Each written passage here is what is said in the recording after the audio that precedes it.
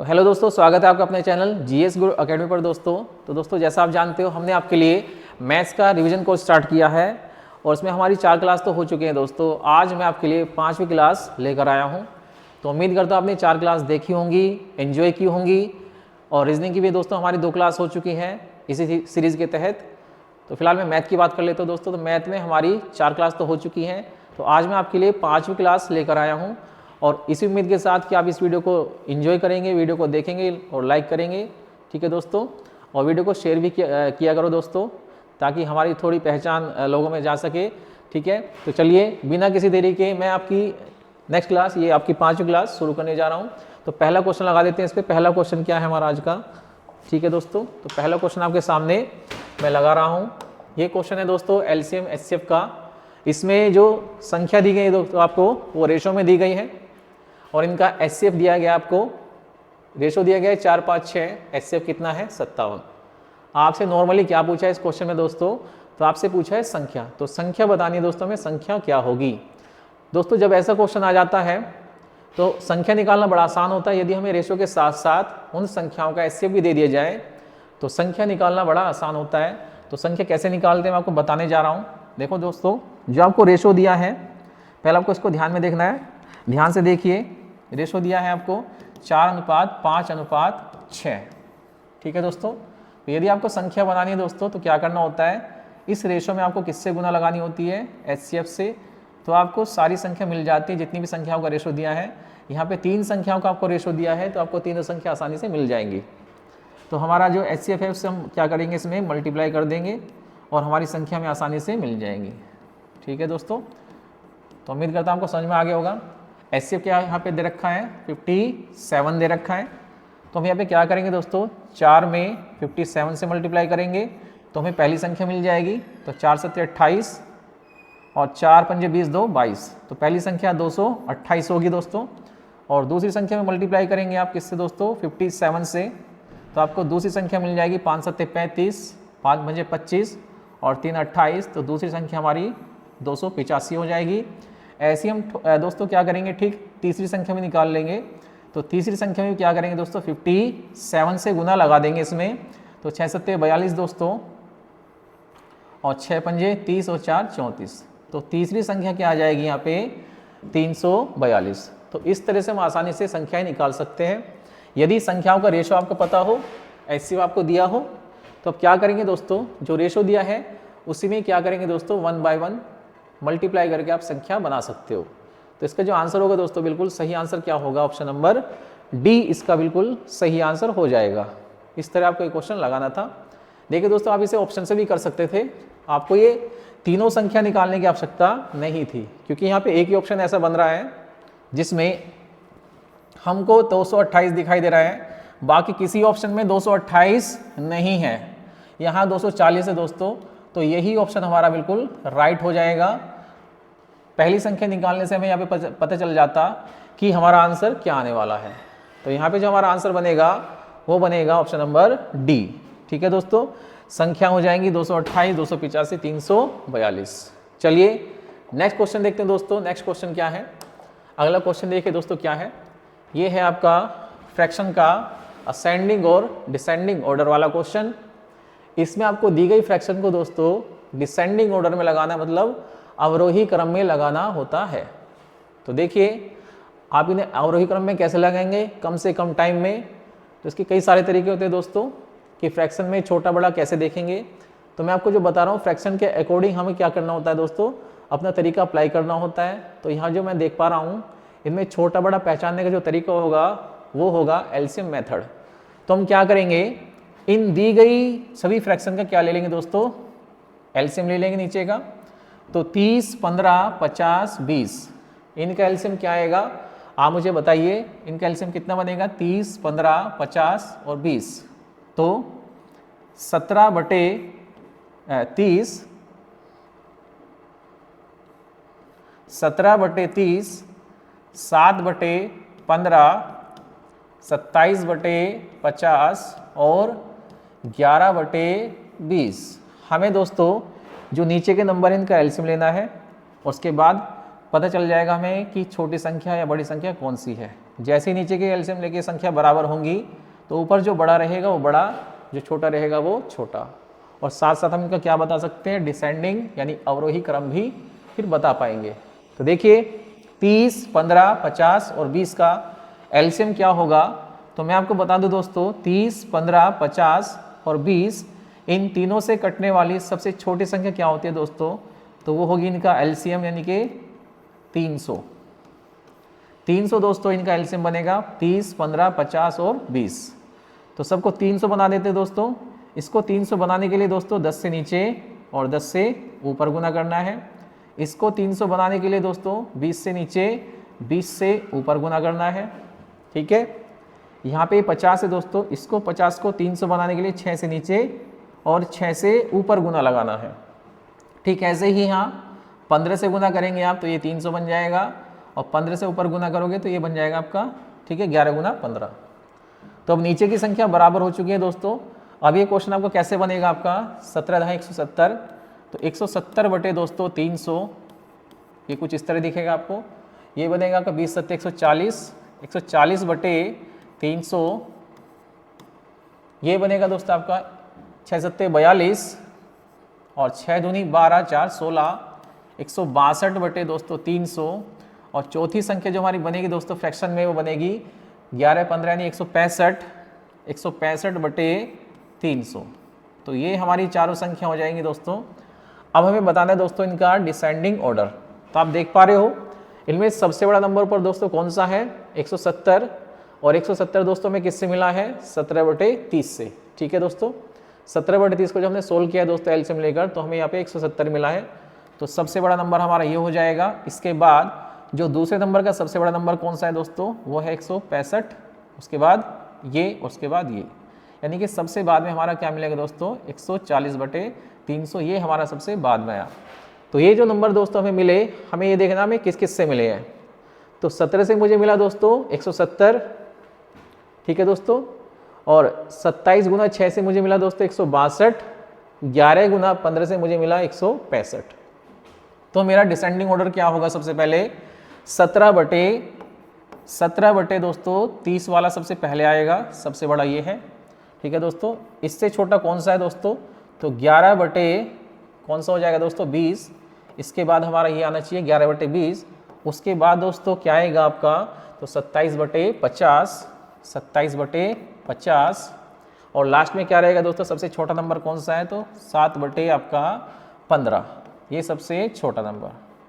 तो ये रहेगा हमारा डिसेंडिंग ऑर्डर दोस्तों, अवरोही क्रम। इन संख्याओं का अवरोही क्रम ये होगा। तो इसका जो आंसर बनेगा, जो हमारा आंसर बन रहा है दोस्तों, इससे जो मैच कर रहा है वो कौन सा आंसर है हमारे ऑप्शन में, तो बताइए आप मुझे। ऑप्शन नंबर बी, ये हमारा इसका सही आंसर हो जाएगा। तो यदि आपके एग्जाम में इस तरह की फ्रैक्शन आ जाए दोस्तों आरोही क्रम में या फिर अवरोही क्रम में लगाने के लिए, तो आपको क्या करना है, पहले उनके डिनोमिनेटर बराबर कर लेने हैं विद एलसीएम, और जो ऊपर नंबर बनेंगे दोस्तों फिर आपको उनका सीक्वेंस सेट करना है छोटे बड़े का। तो उम्मीद करता हूँ आपको समझ में आ गया होगा ये क्वेश्चन। तो यहाँ पे जो हमारा डिसेंडिंग ऑर्डर बना दोस्तों, वो बना 17/30, 11/20, 27/50 और 7/15।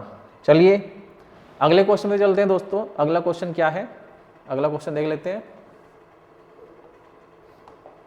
ये रहा आपका अगला क्वेश्चन। पहली 4 अभाज्य संख्याओं के लघुत्तम समापवर्तीय यानी एलसीएम का पहली 3 भाज्य संख्याओं के एचसीएफ से अनुपात ज्ञात करना है।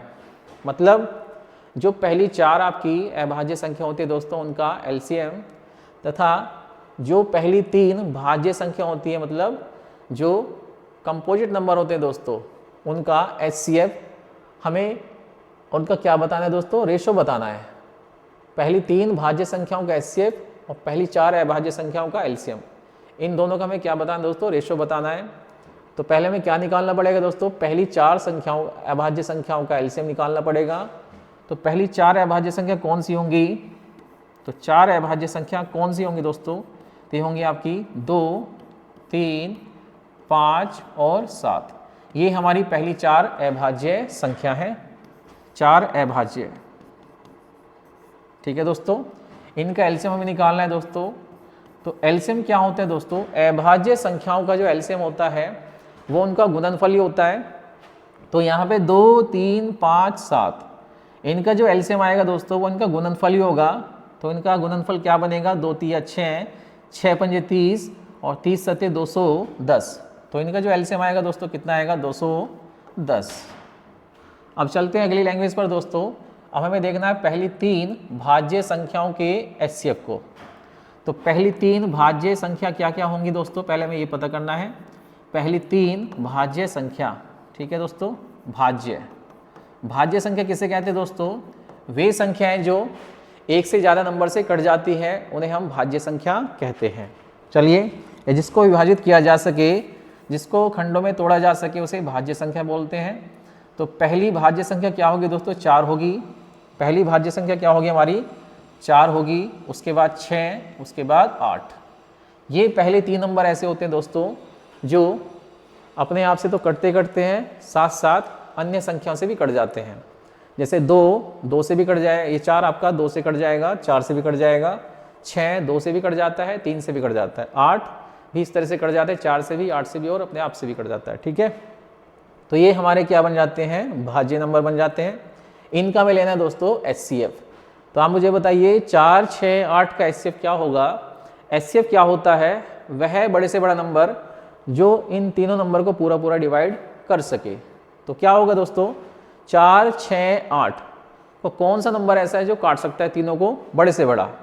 तो आप कहोगे इनका एचसीएफ बनेगा कितना, 2। तो 4, 6, 8 का जो एचसीएफ बनेगा दोस्तों कितना बनेगा, 2 बनेगा। तो यहाँ से हमने पहली 4 अभाज्य संख्याओं का एलसीएम निकाल लिया दोस्तों, और पहली 3 भाज्य संख्याओं का एचसीएफ निकाल लिया है। एलसीएम 210 और एचसीएफ कितना है दोस्तों, 2। ठीक है, एचसीएफ 2 आ गया हमारा। हमें बताना है दोस्तों इनका रेशो। तो एलसीएम का क्या बताना है दोस्तों, एचसीएफ से रेशो। एलसीएम हमारा कितना है दोस्तों, 210 और एचसीएफ कितना है दोस्तों, 2।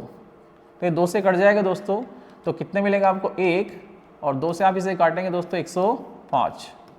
तो हमारा जो दोस्तों एचसीएफ आ गया वो कितना, रेशो कितना आ गया, 105 रेशो 1। तो ऑप्शन नंबर बी इसका सही आंसर हो जाएगा। इस क्वेश्चन का सही आंसर क्या है दोस्तों, तो बी ऑप्शन बिल्कुल इसका सही आंसर चला जाएगा। ठीक है, तो ऑप्शन नंबर बी इसका राइट आंसर हो गया। तो आपको इस तरह से क्वेश्चन लगाना था। अभाज्य संख्या और भाज्य संख्याओं से संबंधित ये क्वेश्चन था, एलसीएम एचसीएफ के ऊपर बेस्ड। ठीक है दोस्तों, चलिए अगले क्वेश्चन पे चलते हैं दोस्तों। नेक्स्ट क्वेश्चन क्या है ये देखिए, बहुत ही बेहतरीन क्वेश्चन है दोस्तों, और एसएससी अक्सर ऐसे क्वेश्चन पूछते ही रहता है। एसएससी जीडी का ही क्वेश्चन है, तो इसका आंसर दीजिए आप, क्या होगा। तो मैं आपको बता देता हूँ, देखिए क्वेश्चन आपने देख लिया होगा। यहाँ पे दिया है दोस्तों 0.46 के ऊपर बार, 0.46 के ऊपर बार प्लस 0.723 के ऊपर बार माइनस 0.39 के ऊपर बार मल्टीप्लाई 0.7 के ऊपर बार। ये क्वेश्चन दिया है दोस्तों, और हमसे इसका मान पूछा है, और किससे पूछा है दोस्तों, बार में ही हमें बताना है। तो पहले इसको सोल्व कर लेते हैं दोस्तों। तो बार में जो संख्या दी जाती है दोस्तों, पहले आप उसको क्या बनाएंगे, फ्रैक्शन में बनाएंगे, उसके बाद इसको सोल्व करते हैं। तो देखिए क्या करते हैं दोस्तों, होता क्या है, जिस नंबर के ऊपर बार होता है दोस्तों उसके लिए क्या करते हैं दोस्तों, हम बटे में 9 ले लेते हैं पॉइंट के बाद, और जिस नंबर के ऊपर बार नहीं होता दोस्तों उसके लिए 0 लेते हैं। तो यहाँ पे अपॉन में कितना बनेगा दोस्तों, इसके लिए बनेगा 90। ऊपर देखो दोस्तों क्या है, देखिए ये पूरा नंबर हमारा कितना है, 46। तो पहले आप इसको ऐसे लिखें। ठीक है दोस्तों, इसको ऐसे लिखने के बाद जिसके ऊपर बार नहीं होता दोस्तों उसको इसमें से माइनस करेंगे। ये पूरा नंबर हमें क्या दिखाई दे रहा है, ये 46 है, और इसमें से 4 के ऊपर बार नहीं है तो 4 को इसमें से माइनस कर देंगे आप, तो ये बन जाएगा आपकी फ्रैक्शन। ठीक, ऐसे ही आगे चलते हैं दोस्तों। ये वाला नंबर देखिए 2 के ऊपर यहाँ पे बार है, तो यहाँ जो अपॉन में आएगा दोस्तों 99 आएगा। जितने अंकों के ऊपर बार होगा उतने ही नीचे 9 आते हैं, और जिसके ऊपर बार नहीं होते दोस्तों उसके लिए क्या आता है, उसके लिए 0 आ जाता है। तो यहाँ पे 7 के लिए क्या आ जाएगा दोस्तों, 0 आ जाएगा। और ये पूरा नंबर कितना है दोस्तों, ये 723 है पूरा का पूरा। इसमें से वो नंबर घटेगा जिसके ऊपर बार नहीं, यानी 7 को इसमें से माइनस कर दिया जाएगा। ठीक है, तो ये नंबर हमारा ये मिलेगा।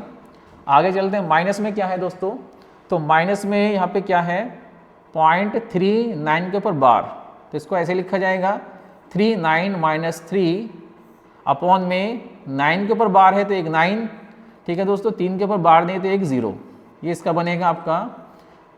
चलिए 0.7 के ऊपर बार है, मल्टीप्लाई में ये है, इसको लिखा जाएगा 7/9, क्योंकि यहाँ पे दोस्तों एक ही अंक है और उसी के ऊपर बार है। तो पहले तो आपको इसको ऐसे कन्वर्ट करना होता है, इसके बाद दोस्तों हम क्या करेंगे, अब इसकी कैलकुलेशन कर लेते हैं। पहले मैंने बार से इसको फ्रैक्शन में चेंज किया दोस्तों। अब चलिए 46 में से जब दोस्तों 4 जाएगा तो कितना बचेगा, तो बचेगा 42/90 प्लस 723 में से दोस्तों कितना घटेगा, जब 7 घटेगा तो कितना बचेगा 716 बचेगा, बटे में 990 माइनस 39 में से 3 घटाएंगे तो 36 बचेगा अपॉन में 90 और मल्टीप्लाई में कितना है दोस्तों 7/9, ठीक है दोस्तों। अब इसको थोड़ा सिंप्लीफाई कर लेते हैं।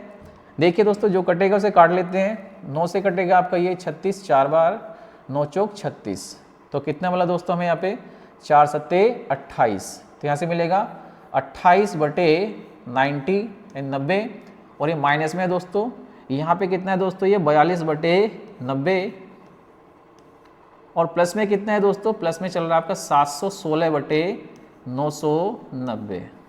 तो यहाँ तक हम पहुँच गए दोस्तों।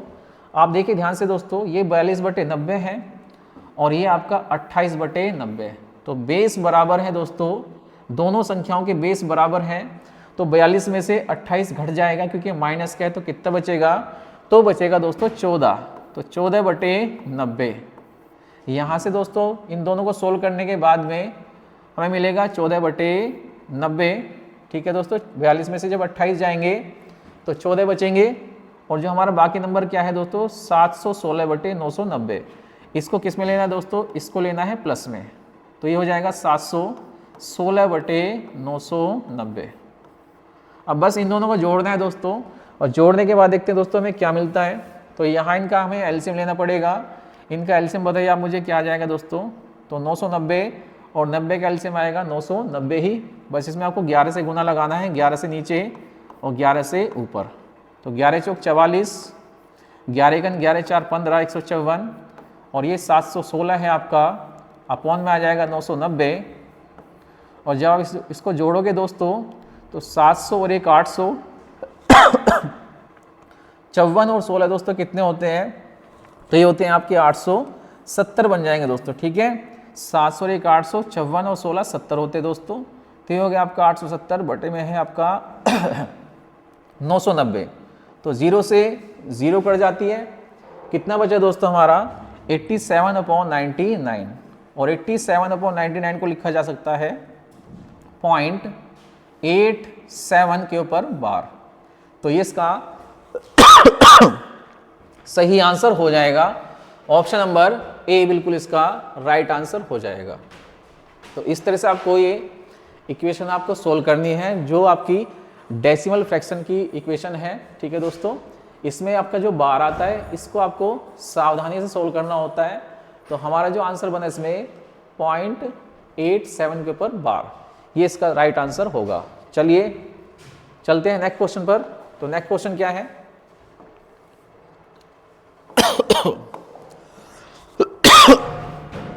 देखिए दोस्तों ये है आपका नेक्स्ट क्वेश्चन। 30 महिलाएं प्रतिदिन 5 घंटे काम कर एक काम को 18 दिन में पूरा कर लेती है। 21 महिलाएं 8 घंटे काम कर उस काम को कितने दिन में पूरा कर लेंगी, ये हमें इसमें बताना है। तो बताइए इसका आंसर क्या होगा। आप भी ट्राई करना, मैं आपको बताने वाला हूं, देखो ध्यान से आपको किस तरह लगाना है दोस्तों। इसमें एक फॉर्मूला बनेगा आपका M1D1, जो बहुत ही फेमस फॉर्मूला है। M1D1H1 बराबर में M2D2H2, ये इसका एक फॉर्मूला होता है दोस्तों। यदि आपका काम बराबर है तो W1 W2 करने की आवश्यकता नहीं होती, काम वही है हमारा, तो यहाँ पे बटे में आपको W1 W2 रखने की ज़रूरत नहीं है। यदि काम अलग अलग होता है तो आपको W1 W2 नीचे रखना पड़ेगा। चलिए, तो ये वाला फॉर्मूला यहाँ पे अप्लाई होने वाला है, लगा लेते हैं दोस्तों इसको, इस फॉर्मूले को यहाँ पे अप्लाई कर लेते हैं। तो महिलाएं दोस्तों स्टार्टिंग में कितनी है, M1 का मान 30 है, यहाँ पे M1 कितना है दोस्तों 30, घंटे कितने हैं दोस्तों 5, ठीक है दोस्तों, और दिन कितने हैं दोस्तों 18, ये है दोस्तों। अब हमें क्या करना है दोस्तों, 21 महिलाओं से ये काम कराना है, 8 घंटे रोजाना कराना है। तो क्या करेंगे दोस्तों, जितनी महिलाओं से जितने घंटे काम कराना है उसको इनके नीचे रख देते हैं, और ये पूछ रहा है दोस्तों कितने दिन लगेंगे, तो दिनों की संख्या हमारे यहाँ से निकल जाएगी। तो दिन आ जाएंगे हमारे, पहले व्यक्ति पहले घंटे पहले दिन बटे में दूसरे व्यक्ति कितने दोस्तों 21, जिससे हमें काम कराना है, कितने घंटे रोजाना कराना है, तो 8 घंटे काम कराना है। तो कितना समय लगेगा, दिन कितने लगेंगे, ये निकालना है हमें। तो 8 घंटे रोज काम कराएंगे, तो कुछ इस तरह से आपकी ये इक्वेशन बनेगी। इसको सोल्व कर लेते हैं। चलिए, तो काट लेते हैं इसको दोस्तों, 3 से काटो, 30 ढाई 30, 3 सत्ते 21, 2 से काटो, 2 पंजे 10, 2 चौक 8, ठीक है दोस्तों, 2 से और कट जाएगा, 2 दूनी 4, 2 नम 18। इससे ज़्यादा नहीं कट पाएगा दोस्तों, ये नीचे बचेगा 7 दूनी 14, ऊपर बचेगा 5 पंजे 25 नंबर 225। तो ऊपर 225 बटे नीचे दोस्तों कितना हो गया आपका 7 दूनी 14, ठीक है दोस्तों। ये हमें मिल गया इसको सोल्व करने के बाद। तो इसको काट लेते हैं, 14 एकन 14, कितना बचेगा दोस्तों 8 बचेगा, ठीक है दोस्तों, 14 छिक 84, और ये हमारा आंसर हमें मिल जाएगा। जब 225 को 14 से डिवाइड किया जाएगा तो ऑप्शन नंबर सी आपका राइट आंसर हो जाएगा। 16 से ही 1/14 दिन का समय लगेगा। तो चलिए, ये था इस क्वेश्चन का सही आंसर। चलते हैं आगे।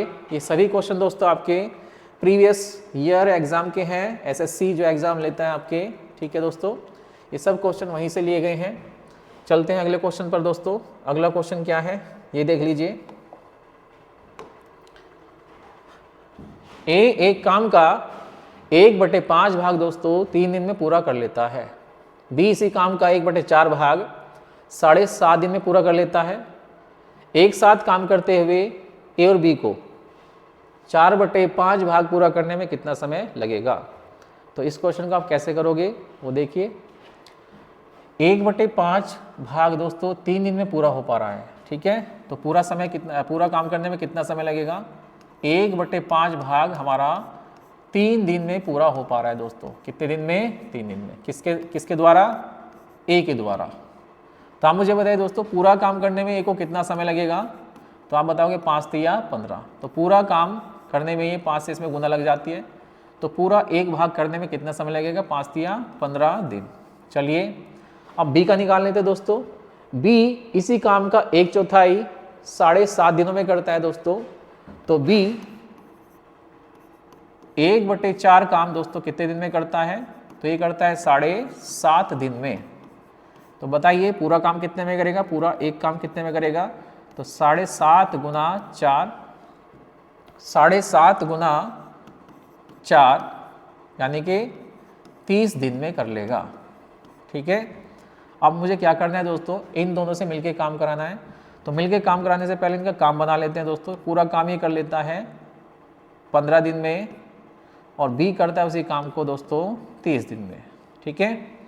अब दोनों मिलके काम करेंगे दोस्तों, तो पहले एलसीएम बना लेते हैं, दोनों का काम बना लेते हैं। तो 30 काम बन जाता है, 15 दूनी 30। ए करता है 15 दिन में 30 काम दोस्तों, 15 दिन में 30 काम। तो एक दिन में कितना करेगा, 2 करेगा। ये एक ही क्षमता आ गई, एक दिन में 2 काम करेगा। बी करता है 30 दिन में 30 काम, तो एक दिन में कितना करेगा दोस्तों, तो एक दिन में करेगा 1 काम। ये रही बी की क्षमता। अगर दोनों को काम में एक साथ लगा दिया जाए, ए बी को दोनों को मिला के काम कराया जाए, तो 4/5 भाग काम कितने दिन में पूरा हो जाएगा। तो देखो दोस्तों, ये तो हमारा पूरा काम है। अगर इसे कराने लगे तो हमारे समय तो कुछ और आएगा, हमें करना है केवल 4/5 भाग। तो पहले दोनों की क्षमता कितनी हो जाएगी उसे देखिए आप, 2 और 1 3। जब दोनों मिल जाएंगे दोस्तों तो 3 काम करेंगे, और हमें पूरा काम नहीं करना, हमें इसका कितना काम करना है, 4/5 भाग, ठीक है दोस्तों। और दोनों की क्षमता कितनी है दोस्तों, 3। तो देखिए 5 तिया 15, 15 दूनी 30, तो 2 चौक 8। तो 8 दिन में ये दोस्तों 4/5 काम पूरा कर पाएंगे। इसका जो आंसर होगा दोस्तों वो क्या हो जाएगा, ऑप्शन नंबर बी बिल्कुल सही आंसर हो जाएगा। तो पहले हमने क्या किया दोस्तों, ए का समय निकाल लिया। ए पूरा काम करेगा 15 में, बी करेगा पूरा काम 30 में। ठीक है, अब दोनों से काम कराना है और 4/5 काम कराना है। तो यहाँ से हमने काम बनाया एलसीएम की सहायता से, तो काम आ गया 30 और 30 का 4/5 काम हमें करना है दोस्तों। ठीक है, जब दोनों मिलेंगे तो कितना काम करेंगे, इनकी क्षमता बनेगी दोनों की 3, और 3 से इसको डिवाइड करेंगे तो आंसर आ जाएगा आपका 8 दिन। चलिए चलते हैं अगले क्वेश्चन पर दोस्तों। चलिए अगला क्वेश्चन क्या है वो देखिए।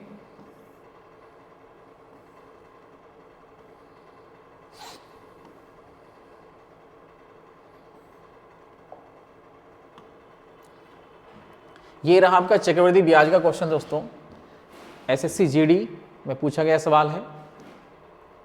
1,25,000 की धनराशि पर 15% वार्षिक ब्याज की दर पर 2 वर्ष का चक्रवृद्धि ब्याज ज्ञात हमें करना है दोस्तों। 2 वर्ष का चक्रवृद्धि ब्याज, यदि ब्याज की गणना 8 मासिक चक्रवृद्धि आधार पर की जाए। ठीक है दोस्तों, तो यहाँ पे दोस्तों क्या करना है हमें, पहले हमें दर को 8 मासिक बनाना है। दर हमेशा वार्षिक दी जाती है, मतलब 12 महीने की दर आपको दी गई है, लेकिन आपको ब्याज संयोजित करना है 8 मासिक, 8 मंथ में आपको ब्याज को कलेक्ट करना है। तो हमें क्या बनाना पड़ेगा, यहाँ पे 8 मासिक ब्याज की दर बनानी पड़ेगी। तो देखिए सबसे पहले यही काम कर लेते हैं। देखो दोस्तों, एक साल में 12 महीने होते हैं, 12 माह, और 12 माह की जो दर दे रखी है दोस्तों 15% यहाँ पे दे रखी है। ठीक है, ये 12 माह का 15% ब्याज लगता है एक साल का, यानी कि तो हमें चाहिए दोस्तों 8 माह का, यानी 8 मासिक ब्याज क्या लगेगा उसको निकाल लेते हैं यहाँ से। तो 15/12 गुना 8। ठीक है, तो 3 चौक 12 दोस्तों, और 3 पंजे 15, 4 दूनी 8, तो यहाँ से हमें मिलेगा 10%। कितना मिलेगा दोस्तों, तो 10% हमें यहाँ से, ठीक है, 8 मासिक ब्याज मिलेगा। तो 8 मासिक ब्याज की दर कितनी आ गई, 10%। तो रेट हमारा दोस्तों क्या बना, 10%। ठीक है, 8 मासिक हमारा यहाँ पे क्या बना दोस्तों, रेट बना। तो इसी रेट से हमें दोस्तों कितने समय का ब्याज निकालना है, हमें 2 वर्ष का ब्याज निकालना है, परंतु 8 महीने में ब्याज जमा करना है। तो देखिए आपके 2 वर्ष में कितने महीने होते हैं, 24 महीने। तो 8 माह के हिसाब से दोस्तों हम कितनी बार ब्याज दे पाएंगे या ले पाएंगे, आप मुझे बताइए। तो 8 माह में हम 3 बार ब्याज कलेक्ट करेंगे इसमें। ठीक है, तो 8-8 महीने के यहाँ पे कितने पीरियड बनेंगे, 3 पीरियड बनेंगे। तो हमें 3 पीरियड का यहाँ पे क्या बनाना है, कंपाउंड इंटरेस्ट बनाना है। तो चलिए स्टार्ट करते हैं। तो ये रही हमारी यहाँ पे 8 मासिक ब्याज की दर। तो दोस्तों क्या होगा, हमारा प्रिंसिपल दे रखा है। तो यहाँ पे क्या करते हैं दोस्तों, पहले हम 1,25,000 का क्या निकालते हैं दोस्तों, 1 वर्ष का सिंपल इंटरेस्ट निकाल लेते हैं। तो इसका 10% कितना होगा दोस्तों, आप मुझे बताओ। तो 1,25,000 का 10% क्या होगा, परसेंटेज से 2 0 कट जाती हैं, तो आ जाएगा कितना दोस्तों, 1250, यानी 1250। ठीक है, 12,500 दोस्तों, 12,500। 1 0 1 0 2 0 हो जाएगी यहाँ पे, तो 12,500। ये हमारा पहले साल का साधारण ब्याज है। और दोस्तों आप जानते हो साधारण ब्याज प्रत्येक वर्ष का बराबर होता है। तो दूसरे वर्ष का भी साधारण ब्याज 12,500 ही बनेगा दोस्तों, 10% की दर से। तीसरे वर्ष का भी दोस्तों क्या बनेगा, 12,500 ही बनेगा। दोस्तों यहाँ पे मैं वर्ष बोल रहा हूँ, लेकिन हमारा जो ब्याज है वो 8 मासिक है। ठीक है, यहाँ पे 8 मासिक को हमें किसकी तरह बनाना है दोस्तों, 3 वर्ष के ब्याज की तरह। इसलिए मैं यहाँ पे बार बार वर्ष बोल रहा हूँ, लेकिन ये ब्याज हमारा क्या है दोस्तों, पहले 8 महीने का, दूसरे 8 महीने का और तीसरे 8 महीने का। ठीक है, ध्यान रखना ये बात। चलिए अब हमें ब्याज के ऊपर ब्याज लेना है। ये रहा हमारा 3 साल का साधारण ब्याज, यानी 8-8 महीने का 3 बार का साधारण ब्याज। हमें चाहिए 8% की दर से 2 वर्ष का कंपाउंड इंटरेस्ट। दोस्तों इस पे भी हमारा क्या लगेगा, 10% लगेगा। ठीक है, तो 12,500 का 10% कितना होगा, तो 1250। तो इसको मिलेगा 1250, और यहाँ पे मिलेगा दोस्तों इसका डबल, क्योंकि इसको यहाँ से मिलेगा 1250 और यहाँ से मिलेगा, तो इसका सीधा सीधा कितना मिलेगा, इसको मिलेगा 2500। सॉरी 1250 का डबल 2500 ही होता है दोस्तों। तो 2500 इसको मिलेगा 2500, इस पर एक बार दोस्तों और 10% लग जाएगा आपका, तो 1250 का 10% कितना होता है 125। तो ये जो दोस्तों हमारा ब्याज इकट्ठा हो गया सारा का सारा ये वाला, ये हमारा क्या है दोस्तों, ये हमारा टोटल क्या हो जाएगा, कंपाउंड इंटरेस्ट हो जाएगा। कितने साल का दोस्तों, 2 वर्ष का, 8 मासिक की गणना करने पर। तो जोड़ लेते हैं इसको दोस्तों, 3750 तो आपका ये, 37,500 तो आपका ये हो गया, 12,500, 12,500, 12,500, तो ये हो गया आपका 37,500। और 37,500 में दोस्तों आपका 2,500 और 12,500, 37,500 और 125, इसको जोड़ दीजिए आप दोस्तों। तो 37,500 आपका ये हो गया, 3750 आपका ये हो गया, 3750 यहीं लग देता हूँ दोस्तों, 3750 और 125। तो टोटल कर लीजिए दोस्तों, 5 5 2 7 7 5 12 1 13। ठीक है दोस्तों, तो कौन सा ब्याज हमारा बन पा रहा है दोस्तों, ऑप्शन देख लेते हैं, 7 3 10 और 1 11 41 375। तो ऑप्शन नंबर डी हमारा सही आंसर हो जाएगा। तो ये था इस क्वेश्चन का दोस्तों आंसर। इसमें आपको क्या करना होता है, हमें अपनी दर को उसी पीरियड के हिसाब से बनाना होता है जिसमें ब्याज हमें कलेक्ट करना है। तो 8 मासिक ब्याज की दर हमारी बन रही है 10%। इसी से दोस्तों मैंने यहाँ पे अपना क्या निकाला है, कंपाउंड इंटरेस्ट काउंट किया है। तो आंसर कितना आ गया हमारा, 41,375। ये इसका सही आंसर होगा। चलते हैं अगले क्वेश्चन पर। अगला क्वेश्चन क्या है दोस्तों, देखिए 150 मीटर लंबी एक रेलगाड़ी है, 90 किलोमीटर प्रति घंटे की चाल से ही चल रही है दोस्तों। रेलगाड़ी 300 मीटर लंबे प्लेटफॉर्म को कितने समय में पार कर जाएगी। तो जब भी दोस्तों रेलगाड़ी का क्वेश्चन आ जाए आपके सामने और ये किसी चीज़ को पार करती आपको दिखाई दे, तो आपको क्या करना है, सबसे पहले दोस्तों इसकी चाल देखिए, चाल कितनी है दोस्तों इसकी, तो चाल है इसकी 90 किलोमीटर प्रति घंटा। इसकी लंबाई कितनी है, ये खुद लंबी कितनी है दोस्तों, इसकी खुद की लंबाई है 150 मीटर और ये 300 मीटर लंबे प्लेटफॉर्म को पार करने वाली है। ठीक है दोस्तों, तो जब भी कोई गाड़ी किसी पुल को पार करती है, किसी प्लेटफॉर्म को पार करती है, किसी लंबी चीज़ को पार करती है, तो अपनी लंबाई के साथ साथ दोस्तों अपनी लंबाई तो तय करती है, उस पुल की लंबाई भी तय करती है दोस्तों। तो पुल की लंबाई 300 यहाँ पे है और 150 की खुद की हो जाती है। तो टोटल दूरी कितनी बनेगी दोस्तों यहाँ पे, तो टोटल दूरी बनेगी ट्रेन की लंबाई प्लस प्लेटफॉर्म की लंबाई, ये बनेगी टोटल डिस्टेंस यहाँ पे। और ये दे रखी है दोस्तों 150 प्लस कितनी है 300, तो ये हो जाएंगी आपकी कितनी दोस्तों, 300 150 450। तो टोटल डिस्टेंस जो ट्रेन कवर करने वाली है पुल को पार करने में कितनी करेगी दोस्तों, पुल की लंबाई के साथ साथ 150 अपनी भी कवर करेगी। ठीक है, तो 450 मीटर की दूरी इसको तय करनी है। किस स्पीड से, 90 की स्पीड से दोस्तों, 90 किलोमीटर प्रति घंटा की चाल से। परंतु क्या होता है दोस्तों, जब भी कोई गाड़ी किसी वस्तु को पार करती है तो समय उसको सेकंडों में लगता है। तो पार करने की जब बात आए दोस्तों, तो आपको चाल हमेशा मीटर प्रति सेकंड में लेनी है। तो दूरी यहाँ पे हमारी मीटर में है, तो चाल किस में आएगी दोस्तों, चाल आ जाएगी मीटर प्रति सेकंड में। तो दूरी हमारी हो गई दोस्तों 450 मीटर, चाल हो गई 90 किलोमीटर प्रति घंटा। इसको मीटर प्रति सेकंड बदलने के लिए 5/18 से गुना किया जाता है।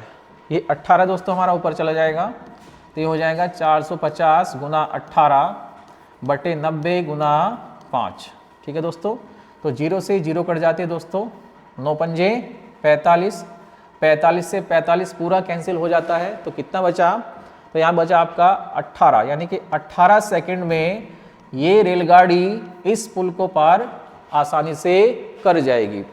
तो ये था इस क्वेश्चन का सही आंसर, ऑप्शन नंबर डी बिल्कुल हमारा राइट आंसर इसका हो गया दोस्तों। ठीक है, तो ऐसे आपको एक क्वेश्चन लगाना था। इसका अगला क्वेश्चन देखते हैं दोस्तों क्या है, बिना किसी देरी के नेक्स्ट क्वेश्चन पे चलते हैं दोस्तों।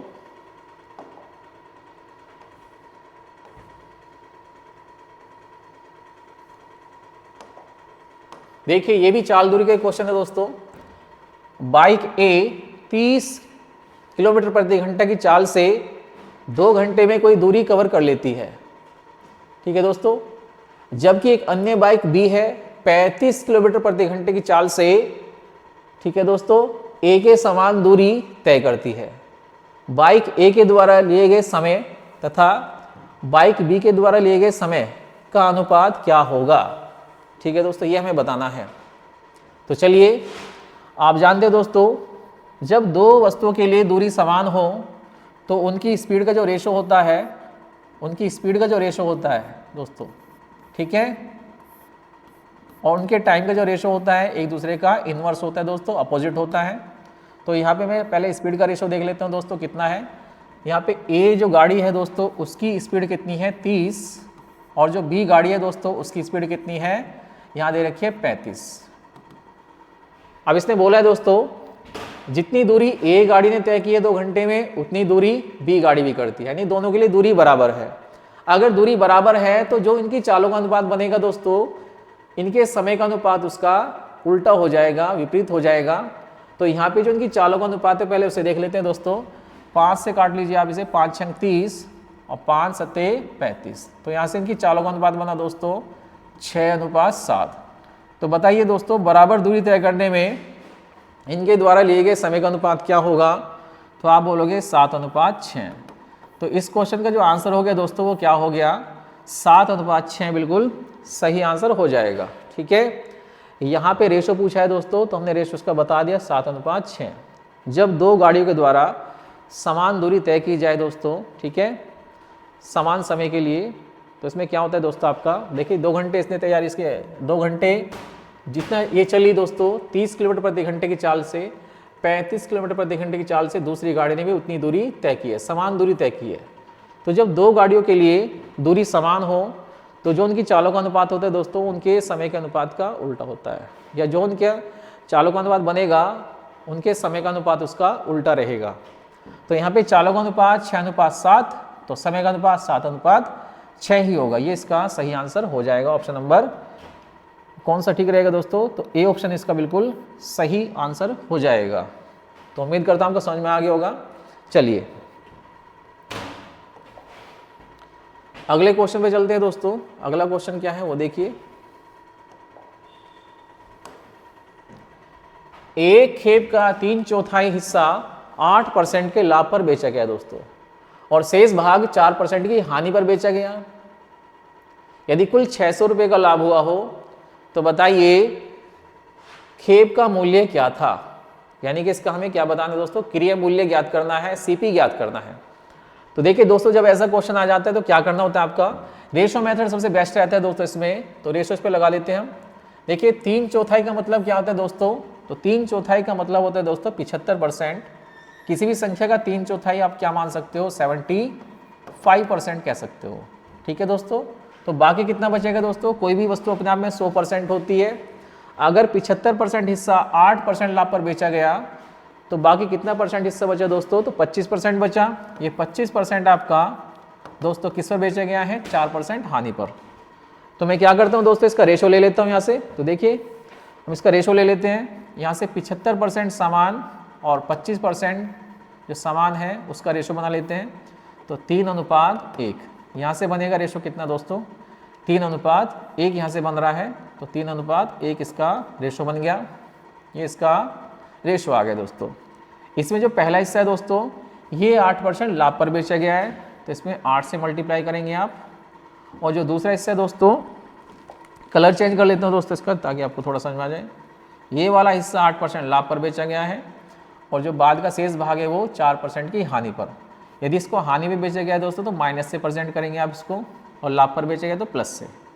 अब क्या करते हैं दोस्तों, हमारा टोटल जो वस्तु कितनी बन रही है दोस्तों, 3 हिस्सा 8% लाभ पर, 1 हिस्सा 4% हानि पर। तो टोटल हिस्सा कितना हो गया दोस्तों, तो कुल हमारा भाग हो गया यहाँ पे 3 और 1 4। ठीक है दोस्तों, चलिए तो इसको निकाल लेते हैं। पूरे सौदे पर हमें कितने % का लाभ या हानि होती है, पहले परसेंटेज में इसका लाभ या हानि निकाल लेते हैं, उसके बाद हमारा सीवी बनाना काफ़ी आसान हो जाएगा। चलिए तो यहाँ से इसको प्लस कर लगाते हैं, रेशो हटाकर प्लस लगा लिया करो दोस्तों यहाँ पे, क्योंकि इनको जोड़ना होता है। 8 3 24, ये 24 बनेगा, और ये बनेगा 4 1 4, वो भी माइनस का दोस्तों, तो माइनस का 4। और ये किसके बराबर दोस्तों, 4 के बराबर। इसके साथ में आप क्या मान सकते हो, पूरे सौदे पर यानी कि इस पूरे सामान पर हमें x% का लाभ हुआ, हम ये मान के चल लेते हैं। तो ये किसके बराबर होगा, 4x के बराबर।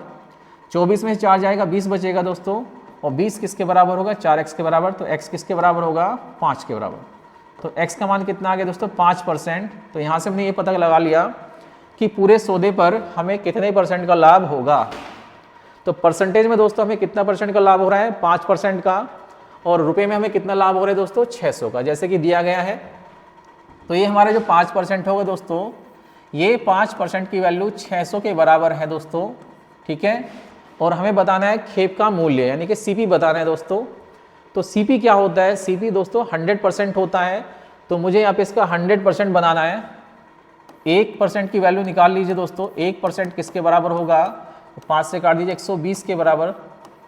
और दोस्तों 100% किसके बराबर होगा, तो 100% बराबर होगा 12,000 के। 2 जीरो इधर लगा दीजिए आप, 2 जीरो इधर, तो हमारा एक क्या बन जाता है दोस्तों, 100%। तो यहाँ पे जो हमारा खेप का मूल्य आ गया दोस्तों, कितना आ गया, वो 12,000 आ गया, ठीक है दोस्तों। तो इसका सही आंसर क्या होगा, ऑप्शन नंबर बी बिल्कुल सही इसका आंसर हो जाएगा। तो आपको इस तरह क्वेश्चन लगाने हैं दोस्तों। इसमें दोस्तों क्या होता है, हमारी जो कैलकुलेशन है वो काफ़ी आसान हो जाती है, गलत होने के चांस कम रहते हैं, ठीक है दोस्तों। चलिए नेक्स्ट क्वेश्चन पे चलते हैं। अगला क्वेश्चन क्या है, ये रहा अगला क्वेश्चन आपके लिए।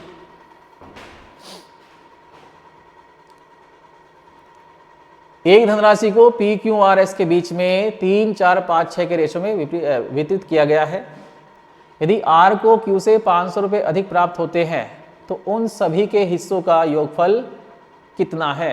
आपको ये बताना है दोस्तों, इसमें सभी का टोटल हिस्सा में बताना है इसमें, यानी टोटल धनराशि में बतानी है जो चारों में बटी है, पी क्यू आर एस में बटी है, उस राशि का हमें पता करना है दोस्तों। यहाँ पे हमें डाटा क्या दिया है दोस्तों, चारों संख्याओं का रेशो दिया है और इनके हिस्सों का अंतर दिया है। आर को क्यू से 500 रुपये अधिक मिले, बस ये हमारे पास जानकारी है। इसी जानकारी के साथ हमें बताना है दोस्तों कि टोटल जो राशि है वो कितनी है, इसको हमें बताना है। चलिए तो क्या करना है दोस्तों, पहले इनका रेशो देख लेते हैं। रेशो क्या दे रखा है, पी क्यू आर एस का। तो पी क्यू आर एस का जो रेशो दिया है दोस्तों, वो दिया है, पी क्यू आर एस का जो रेशो दिया है वो दिया है पी क्यू आर एस का जो रेशो दिया है दोस्तों, कितना दिया है, 3, 4, 5 और 6, ये इनका रेशो दिया है दोस्तों, चारों का रेशो दिया है। अब आगे पढ़ लेते हैं क्वेश्चन को। यदि आर को, यहाँ पे दिया आर को क्यू से 500 अधिक मिले, तो आप देखिए दोस्तों ये इनके हिस्सों का अनुपात है। यहाँ पे आर को कितना मिल रहा है दोस्तों, 5, और क्यू को कितना मिल रहा है, 4, ठीक है। यहाँ रेशो में पहले आप देख लीजिए दोस्तों, जो भी आपको क्वेश्चन में दिया जाता है वही हम पहले रेशो में देखेंगे। यहाँ पे आर और क्यू के हिस्सों का अंतर दिया गया है 500, यानी कि आर और क्यू के अंतर की वैल्यू कितनी है, तो 500 रुपया। तो हम भी क्या करेंगे दोस्तों, पहले इस रेशो में आर और क्यू का अंतर बना लेते हैं, उसकी सहायता से हम क्या करेंगे दोस्तों, टोटल राशि बना सकते हैं। तो देखिए यहाँ पे अगर देखा जाए 5 और 4 का अंतर कितना है दोस्तों, तो यहाँ पे 5 और 4 का अंतर कितना है, 1, और 1 की वैल्यू कितनी है दोस्तों, 500। 1 की वैल्यू कितनी है दोस्तों, 500। और हमें बतानी है दोस्तों टोटल वैल्यू, टोटल राशि। तो टोटल राशि इन चारों में बटी होगी दोस्तों। अगर इन चारों में बटी है तो इनकी राशि का अनुपात क्या दे रखा है, 3, 4, 5, 6। तो टोटल राशि कितनी बनेगी, इनके अनुपातिक योग के बराबर। तो 3 + 4 7, 5 12, 6 18। तो टोटल राशि हमारी कितनी हो जाएगी दोस्तों, 18 भाग। तो हमें 18 भाग की यहाँ पे वैल्यू निकालनी है। तो 500 गुना 18, इसकी वैल्यू हमारी आ जाएगी 18 पंजे 90। तो हमारा जो आंसर बनेगा दोस्तों कितना बनेगा, वो बनेगा हमारा आंसर कितना दोस्तों, 9,000 रुपया, यानी बी ऑप्शन इसका राइट आंसर हो जाएगा। ठीक है दोस्तों, चलिए उम्मीद करता हूँ आपको समझ में आ गया होगा। तो इस तरह आपको ये क्वेश्चन लगाना था। आपको दोस्तों यहाँ पे सारे हिस्से निकालने की आवश्यकता नहीं है, कभी आप यहाँ पे अलग अलग सबका हिस्सा निकालने लगो। ठीक है, जितना दिया है उतना ही काम करना है, फालतू काम में आपको टाइम वेस्ट नहीं करना, जितना पूछा गया उतना ही बताना है। ठीक है, तो कैलकुलेशन को बिना वजह आपको बढ़ाना नहीं है, कोशिश करनी है कैलकुलेशन को एग्जाम में कम से कम करें। ठीक है, जितना कम करोगे उतनी ही आपकी एक्यूरेसी बनी रहेगी। चलिए, और क्वेश्चन सही होने के चांसेस भी ज़्यादा रहेंगे। अगले क्वेश्चन पे चलते हैं दोस्तों। अगला क्वेश्चन क्या है ये देख लीजिए।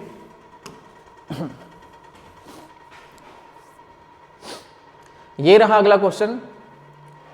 देखिए दोस्तों, ये कितना अच्छा क्वेश्चन दिया है इसने, एसएससी जीडी का क्वेश्चन है दोस्तों, 2023 का ही। 178.01 माइनस 86.23 या 23 minus bracket 40.22 plus bracket 28 minus 24 bracket bracket और बड़ा ब्रैकेट। तो यहां से इसको सोल्व करेंगे। बोर्ड मास क्या कहता है दोस्तों? तो बोर्ड मास का जो मतलब होता है दोस्तों उसको समझिए पहले आप। बोर्ड मास के हिसाब से हमारा यहाँ पे स्टार्ट कैसे होगा, बिफोर ब्रैकेट। तो सबसे छोटा जो ब्रैकेट होता है दोस्तों ये हमारा रेखा ब्रैकेट होता है, यानी इसको बोलते हैं बार, ठीक है। इसके बाद ये, उसके बाद हमारा मंझला ब्रैकेट, उसके बाद हमारा वर्गाकार ब्रैकेट ये वाला, ठीक है। तो ये हमारे ब्रैकेट होते हैं कुल 4 तरह के।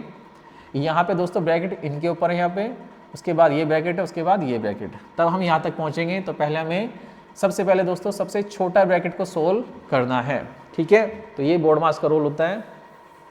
उसके बाद दोस्तों हमारा ऑफ होता है, यानी का, हिंदी में बोलते हैं इसको का। डिवाइड से पहले दोस्तों का सोल्व किया जाता है, उसके बाद मल्टीप्लाई, उसके बाद प्लस यानी एडिशन, उसके बाद सब्सट्रैक्शन, और ये हमारा बी का मतलब होता है ब्रैकेट दोस्तों, ठीक है। तो ये बोर्ड मास का रूल हमें यहाँ पे फॉलो करना है और हमारा आंसर आ जाएगा। चलिए तो देखिए 28 में से आप 24 घटाए दोस्तों, कितना बचेगा? तो 4 बचेगा। तो ये ब्रैकेट हट जाएगा, यहाँ से हमें क्या मिलेगा दोस्तों? 4। उसके बाद जैसे ही ब्रैकेट हटेगा दोस्तों तो 4 के सामने हमें क्या मिलेगा? 40.22, ठीक है। तो इसको सोल्व करें पहले आप। 28 माइनस 24, तो यहाँ से मिलेगा दोस्तों कितना? 4, ठीक है। तो 4 यहाँ पे मिलेगा, तो 4 के आगे क्या मिलेगा आपको? 40.22। तो यहाँ पे आपको 4 इसमें जोड़ देना है, तो मिलेगा आपको कितना दोस्तों? 40 4 44, ये हो जाएगा 44.22। तो यहाँ से यहाँ तक दोस्तों हमने इसको सोल्व कर लिया, ये दोनों ब्रैकेट हट चुके हैं। अब बात कर लेते हैं 86.23 की, और ये क्या है दोस्तों? माइनस में रहेगा। तो ये नंबर जो हमारा आ गया दोस्तों यहाँ पे, ये आपका पीछे इसके क्या रहेगा? माइनस। इधर से इधर को हम सोल्व करते आ रहे हैं, यहाँ से मुझे 4 मिला, ठीक है। यहाँ से 4 मिलेगा दोस्तों, और 4 जो इसमें जुड़ेगा तो मुझे मिलेगा 44.22। अब क्या करते हैं दोस्तों? 86.23 में से इसको माइनस कर लेते हैं। तो देखिए दोस्तों 23 में से 22 घटेगा तो कितना बचेगा? 0.01, और 86 में से दोस्तों 44 घटेगा, कितना बचेगा दोस्तों? आप मुझे बताइए। 6 में 4 गया, 2 बचा, तो 42 बचेगा आपका, 42.01। तो यहाँ तक हमने इसको सोल्व कर लिया दोस्तों। इसकी वैल्यू आ गई 42.01 दोस्तों, ठीक है। तो देखिए दोस्तों अब हमें क्या करना है, इस 42.01 को किस में से घटाना है? 178.01 में से इसको घटाना है 42.01 को। तो हमें क्या मिलेगा? 01 से 01 खत्म हो जाएगा दोस्तों।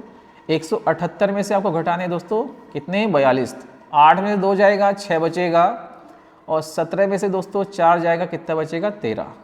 तो 136 इसका राइट आंसर हो जाएगा। ऑप्शन नंबर ए बिल्कुल सही होगा दोस्तों, ठीक है। तो इसको कैसे सोल्व करना है दोस्तों, मैं आपको एक बार और बता देता हूँ। अगर आपको थोड़ा स्पीड ज़्यादा लगी है तो मैं एक बार दोबारा और बता देता हूँ दोस्तों। इसको देखिए, मुझे लगा थोड़ा मैंने आपको जल्दी बता दिया ये, तो इसको एक बार दोबारा देखिए, दोबारा बता देता हूँ। देखिए दोस्तों हमें शुरुआत करनी है छोटे ब्रैकेट से। तो सबसे पहले छोटा ब्रैकेट इसमें हटा लेते हैं। 28 में से दोस्तों हमें क्या करना है? पहले 24 घटा लेना है। तो यहाँ से दोस्तों हमें मिलेगा इस ब्रैकेट से 4, ठीक है। क्या मिलेगा दोस्तों? 4, और 4 के पीछे दोस्तों क्या है? प्लस में क्या है दोस्तों? 40.22। तो जब आप इन दोनों को जोड़ोगे दोस्तों तो यहाँ तक ये सोल्व हो जाएगा। यहाँ तक वैल्यू कितनी मिलेगी दोस्तों हमें? तो वैल्यू मिलेगी यहाँ से माइनस दोस्तों कितनी मिलेगी? ये दोनों जुड़ जाएंगे, लेकिन इनके पीछे माइनस का है तो माइनस के हो जाएंगे, तो हो जाएगा 44.22, ठीक है दोस्तों। यहाँ तक मैंने इसको सोल्व कर लिया। मैं राइट से लेफ्ट की तरफ दौड़ रहा हूँ, राइट से लेफ्ट की तरफ मैं चल रहा हूँ दोस्तों। तो मुझे मिलेगा यहाँ पे ब्रैकेट के अंदर क्या मिलेगा दोस्तों? 86.23। अब जब दोस्तों इसमें से इसको घटाएंगे तो आप मुझे बताइए क्या मिलेगा आपको। तो देखिए जब 86 में से हम कितना घटाएंगे दोस्तों? माइनस के 44.22 ये घटेगा। तो 86 में से दोस्तों 44 घटेगा तो 42 बचेगा दोस्तों। 6 में 4 जाएगा, 2 बचेगा, 8 में 4 जाएगा, 4 बचेगा। 23 में से 22 जाएगा दोस्तों तो 1 बचेगा, यानी 0.01। तो यहाँ तक तो इसकी वैल्यू आ गई। ये पूरा सोल्व हो चुका है दोस्तों। तो यहाँ तक हमें इसकी वैल्यू क्या मिली दोस्तों? 42.1। अब बात करते हैं इसकी, पीछे क्या है दोस्तों? 178.01 और ये माइनस भी है दोस्तों, इसके पीछे माइनस लगाएंगे आप। इसके पीछे क्या लगेगा दोस्तों, तो ये माइनस लगेगा और 178.01 में से इसको घटाना है। तो 01 से 0 घटेगा तो 0 बचेगा दोस्तों, 0 178 में से 42 जाएगा तो 136 बचेगा। तो इसका जो आंसर होगा दोस्तों इस तरह से 136 आ जाएगा। तो ये था इसका राइट आंसर। ठीक है दोस्तों, इसका आंसर कितना आ जाएगा, 136 का सही आंसर आ जाएगा। इधर से हमें इधर को चलना था तो आंसर आ गया। अगला क्वेश्चन देखते हैं। चलिए दोस्तों, तीन संख्याओं का अनुपात 4/9, 2/3, 3/4 है। सबसे बड़ी सबसे छोटी संख्या के बीच का अंतर, तो सबसे बड़ी संख्या याद कीजिए। तो दोस्तों जब भी ऐसा फ्रैक्शन में रेशो आ जाए तो आपको क्या करना होता है, इसमें पहले आपको नीचे वाले जो संख्या होती है इसको खत्म करना होता है, मतलब उसको हटाना होता है रेशो में से। ठीक है, रेशो का मतलब ही दोस्तों क्या होता है, अपॉन में संख्या होती है, और यहाँ पे अपॉन के अपॉन में जो संख्या हो जाती है उसको हमें खत्म करना होता है। तो इनको यहाँ से इनका एलसीएम लेकर यहाँ से इनको हटाना होता है बराबर कर। ठीक है, जैसे इनका एलसीएम लेकर इनको बराबर करेंगे आपस में कट जाती हैं, तो जो हमें रेशो मिलेगा एक्चुअल में वो मिलेगा पूर्णांकों में। चलिए तो पहले इनका रेशो बना लेते हैं पूर्णांकों में। तो कितना आता है, 3, 9, 4 का एलसीएम कितना आएगा दोस्तों, तो बताइए 4, 3, 9 का एलसीएम कितना बनेगा, तो 36 बनेगा दोस्तों। 3, 9, 4 का एलसीएम कितना बनेगा, 36। तो 4/9, 2/3, 2/3 रेशो 3/4। तो इनका एलसीएम बनेगा दोस्तों 36, तो 36 से मल्टीप्लाई कर दीजिए आप सब में, तो इनका जो एलसीएम बना 36 बना। ठीक है दोस्तों, ये हो गया। तो 9 चौक 36, तो 4 चौक 16, 3 से काटे इसको 12 बार कटेगा दोस्तों, 12 दूनी 24, और 4 दम 36 दोस्तों, 9 तिया 27। तो ये आ गया इनका रेशो दोस्तों, इतना इनका रेशो आ गया। ये आ गया 24 और ये आ गया दोस्तों 16। ठीक है, तो ये रहा इनका रेशो। चलिए दोस्तों, तो 16 रेशो 24 रेशो 27। अब इसने जो बोला है दोस्तों, क्या बोला है, सबसे छोटी संख्या और सबसे बड़ी संख्या के बीच का जो अंतर है वो 33 है दोस्तों। तो सबसे छोटी संख्या दोस्तों क्या है हमारी, 16 है यहाँ पे, और सबसे बड़ी संख्या दोस्तों क्या है, 27। तो इनका जो गैप है दोस्तों कितना है, आप मुझे बताइए देख के। तो इनका गैप कितना होता है, 11, और 11 की वैल्यू दोस्तों कितनी दे रखी है यहाँ पे, तो 11 की वैल्यू दे रखी है 33। 11 की वैल्यू कितनी है, 33। तो देखिए यहाँ से 11 की वैल्यू 33 के हिसाब से हम क्या करेंगे, 1 की वैल्यू निकाल लेंगे दोस्तों। तो 1 की वैल्यू क्या आ जाती है वो देखिए आप,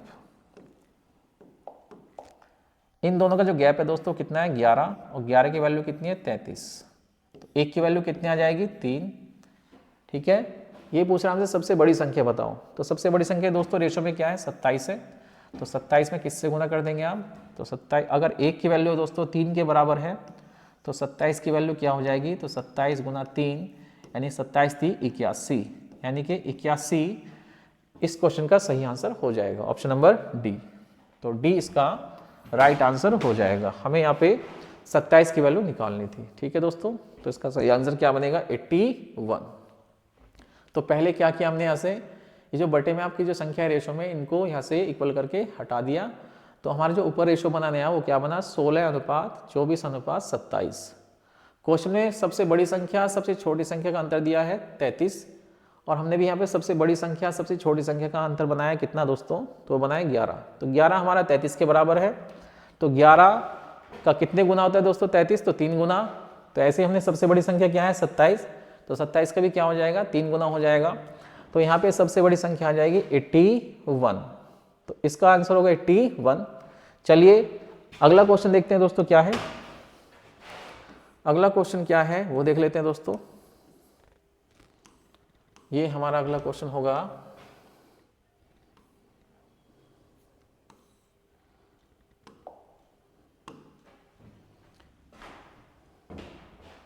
यदि 35 आदमी एक काम को 6 दिन में पूरा कर सकते हैं तो 7 आदमी उस काम का आधा हिस्सा कितने दिन में पूरा कर सकते हैं। ये है क्वेश्चन कार्य समय का क्वेश्चन है दोस्तों। तो क्या है इसमें दिया है, 35 आदमी तो कर लेते हैं भाई 6 दिनों में पूरा काम, तो 7 आदमी आधा काम कितने में करेंगे, तो 35 आदमी करते हैं दोस्तों, दिया है 35 आदमी कितने दिन में करते हैं, 6 दिन में पूरा काम। ठीक है दोस्तों, तो एक काम करते हैं दोस्तों कितने दिन में, 6 दिन में पूरा। हमें कराना है दोस्तों कितना काम, 7 आदमी से काम कराना है और पूरा काम नहीं कराना दोस्तों, आधा काम कराना है। तो कितने दिन लेंगे ये हमें बताना है। ठीक है, तो करना क्या है दोस्तों, इसमें पहले हम 7 आदमी से पूरा काम करा लेते हैं दोस्तों कि ये पूरा काम कितने में करेंगे। अगर हमें 7 आदमी के द्वारा पूरा काम करने का समय पता चल गया दोस्तों, तो आधे काम के लिए क्या करेंगे दोस्तों, समय का आधा कर देंगे। तो पहले इसमें क्या निकाल लेते हैं, पूरा काम निकाल लेते हैं। जिस काम को 35 आदमी 6 दिन में पूरा कर रहे हैं, उस काम को 7 आदमी कितने दिन में पूरा करेंगे, तो 7 पंजे 35 और 5 छंग 30। तो दोस्तों 7 आदमी इस काम को कितने दिन में पूरा कर रहे हैं, तो बोलोगे आप 30 दिन में। 30 दिन में 7 आदमी पूरा काम कर पा रहे हैं। हमें चाहिए आधा काम, तो 1/2 काम यानी आधा काम कितने दिन में करेंगे दोस्तों ये, तो 1/2 काम हो जाएगा 30 का आधा यानी 15 दिन में। तो इसका जो आंसर होगा वो हो जाएगा 15 दिन, ऑप्शन नंबर डी। आधा काम करने में कितना समय लेंगे दोस्तों, तो 15 दिन, इसका सही आंसर हो जाएगा। तो ये थे आपके आज के कुछ महत्वपूर्ण क्वेश्चन जो हम आपके लिए लेके आए थे दोस्तों। उम्मीद करता हूं आपने वीडियो को अच्छे से देखा होगा। अगर वीडियो पसंद आए तो वीडियो को लाइक करना ना भूलें दोस्तों, और हमारे चैनल को सब्सक्राइब करना ना भूलें। चलिए दोस्तों आज के लिए इतना ही था, कल मिलते हैं। ठीक है, ओके, थैंक यू।